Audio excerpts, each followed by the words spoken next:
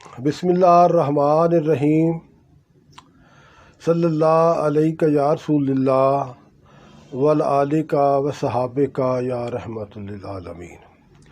وصالت news میں چودھری عبدالقیوم کی طرف سے آپ سب دوستوں کو السلام علیکم۔ ان دنوں پاکستان کی سیاست میں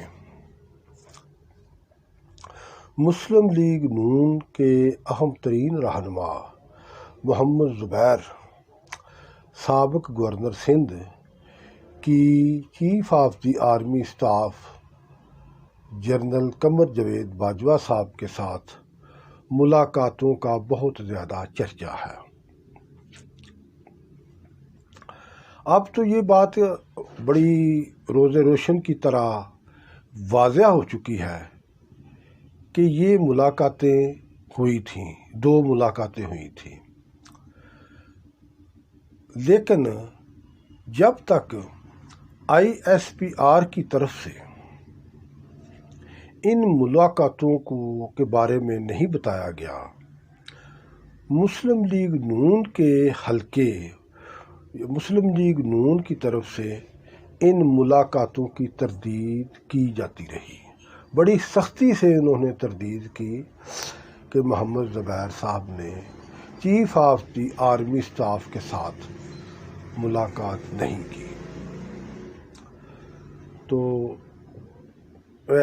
اس دوران اس کے بعد پھر ISPR کی طرف سے آفیشلی طور پر یہ بتایا گیا کہ chief of the army staff کے ساتھ محمد زبیر کی 2 ملاقاتیں ہوئی تھیں، ایک اگست کے اینڈ پہ اور دوسری ستمبر کے شروع دنوں میں۔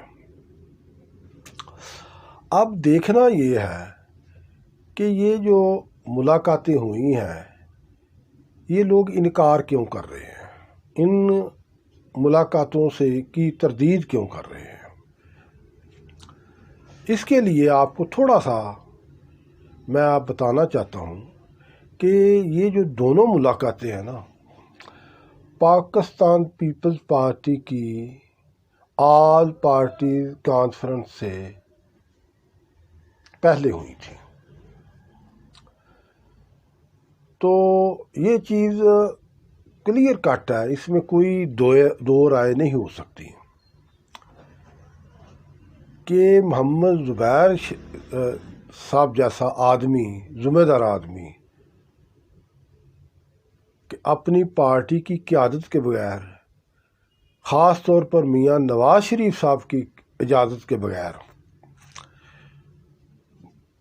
ملاقات کرے گا، کوئی ایسی ایکٹیویٹیز کرے گا، یہ انڈرسٹوڈ بات ہے، اس میں کوئی شک نہیں ہے کہ محمد زبیر صاحب نے جو chief of the army staff صاحب کے ساتھ ملاقاتیں کی تھی وہ باقاعدہ طور پر اپنی قیادت کی مشاورت کے بعد ہوئی تھی،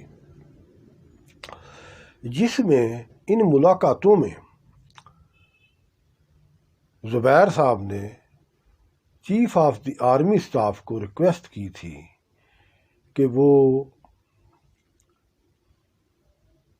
میاں محمد نواز شریف اور ان کی صاحبزادی مریم نواز صاحبہ کے معاملات میں نرمی لائیں، جس کے جواب میں chief of the army staff نے یہ بیان دیا تھا کہ جو یہ سیاست ہے اس میں فوج کا کوئی لینا دینا نہیں، جو قانون کے معاملات ہیں وہ عدالت جانے یا پارلیمنٹ جانے۔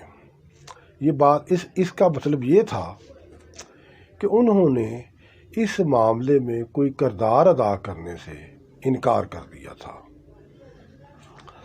تو اب آ جاتی ہے APC، اس میں جناب میاں نواز شریف صاحب کو بلاول بھٹو زرداری کی طرف سے خصوصی ریکویسٹ کی گئی ہے کہ وہ اس APC میں لندن سے بیٹھ کر خطاب کریں، ویڈیو خطاب کریں، اور میاں نواز شریف صاحب وہ پھر خطاب کرتے ہیں، اور اس خطاب پہلی بات تو یہ ہے کہ میاں نواز شریف جو پاکستان کی عدالتیں ہیں، احتساب عدالتیں ہیں، وہاں سے وہ نااہل قرار دیے جا چکے ہیں، وہ سیاست کے لیے بھی نااہل ہیں۔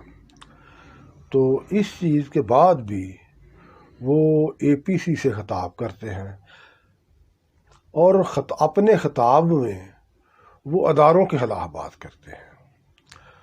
وہ یہ فرماتے ہیں کہ ان کا وزیر اعظم عمران خان سے کوئی مقابلہ نہیں، ان کا مقابلہ میاں نواز شریف کا مقابلہ عمران خان کو لانے والوں کے ساتھ ہے۔ اور یہ کوئی اتنی پیچیدہ کمپلیکیٹڈ بات نہیں، وہ یہ کہہ رہے تھے کہ عمران خان کو فوج لے کر آئی اور ہمیں فوج نے نکالا یا اداروں نے نکالا۔ تو اب وہ ان اداروں کے خلاف اپنی سٹیٹمنٹ دیتے ہیں، وہ مقابلہ کرنے کا کہتے ہیں۔ پہلی بات تو یہ ہے کہ میاں نواز شریف یہ ماننے کو تیار ہی نہیں ہے کہ وہ عدالتوں سے مفرور ہیں، عدالتوں سے نااہل ہیں، سیاست کے لیے نااہل ہیں۔ تو وہ ادھر لندن میں بیٹھے ہوئے علاج کروانے گئے، پاکستان نہیں آتے۔ دوسری بات یہ ہے کہ وہ انڈائریکٹلی یا ڈائریکٹلی پاک فوج پر تنقید کرتے ہیں۔ انہیں یاد رکھنا یہ چاہیے کہ وہ جو سیاست میں آئے ہیں وہ بھی تو اسی راستے سے سیاست میں داخل ہوئے، اسی راستے پر چل کر وہ اقتدار کے ایوانوں میں پہنچے تھے۔ آج وہ فوج کے خلاف باتیں کر رہے ہیں۔ پاک فوج ہمارا سرمایہ ہے، ہمارا افتخار ہے۔ پاکستان کے دفاع کے لیے، پاکستان کے تحفظ کے لیے پاک آرمی کی بہت زیادہ قربانیاں ہیں۔ اس لیے ہمیں پاک فوج سمیت ہر ادارے کا احترام کرنا چاہیے۔ ادارے ہی ملک چلاتے ہیں، لیکن وہ ایسا نہیں کر رہے۔ وہ اپنے سیاست کے لیے اداروں پر چڑھائی کر رہے ہیں۔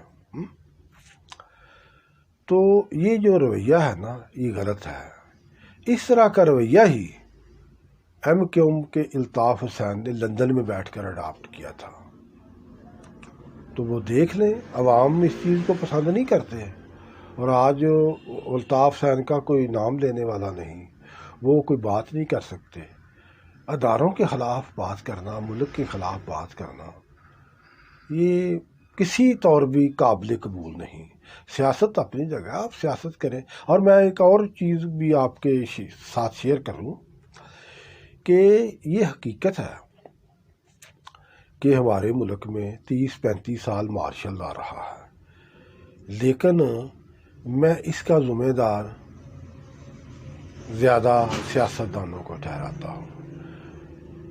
جو جرنیل ہیں وہ تو اپنا ڈائریکٹ نہیں آتے، انہیں دعوت دی جاتی ہے باقاعدہ، ان کو اپنی کمزوریاں دی جاتی ہیں، تو ان کو کہا جاتا ہے کہ وہ آئیں اور حالات کو سنبھالیں، حالات ہمارے آؤٹ آف کنٹرول ہیں۔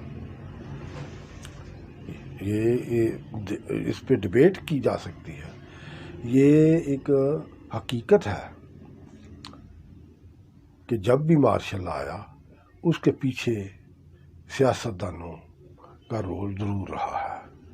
ایسا نہیں ہونا چاہیے۔ پاک فوج ہمارا احترام ہے، ہمارا ایک فخر ہے، سرمایہ ہے۔ اس کے ساتھ ملاقاتوں میں کوئی حرج نہیں ہے۔ اس کے chief of the army staff کے ساتھ ملاقات کرنا ایک آنر ہونا چاہیے، اور اس کا اعتراف کرنا چاہیے۔ یہ جائے کہ آپ چور دروازے سے ملاقاتیں کرتے ہیں، چوری چھپے ملاقاتیں کرتے ہیں، خفیہ ملاقات کرتے ہیں اپنے مقاصد کے لیے۔ جب مقاصد پورے نہیں ہوتے تو آپ اداروں کے خلاف بولتے ہیں۔ یہ نہیں ہونا چاہیے۔